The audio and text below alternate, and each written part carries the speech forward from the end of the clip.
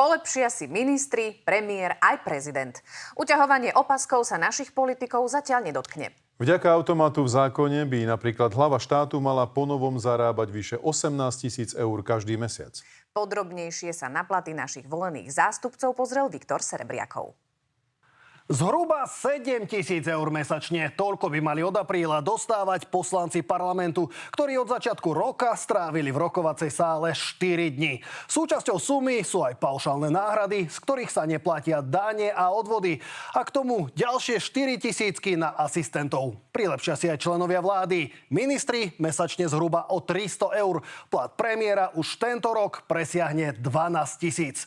Stále je to však ďaleko menej ako prezident Peter Pellegrini. Podľa zákona každý mesiac zarobí doslova ročný plat priemerného Slováka. Politikov sme sa dnes pýtali, či by v čase konsolidácie nechceli ísť príkladom. Ak chcú páni v opozícii zmraziť platy poslancov a členov vlády, sme pripravení. Môžeme to urobiť.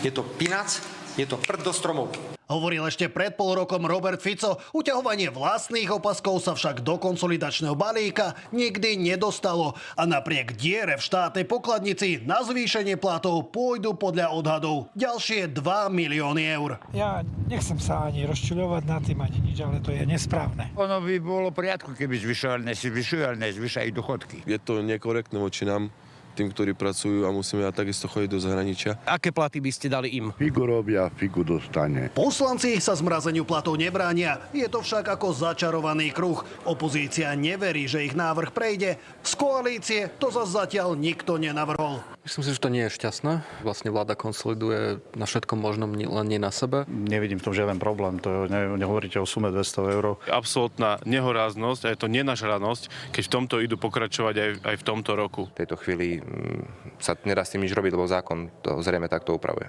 Dalo sa to zmraziť povedzme aj pred mesiacmi?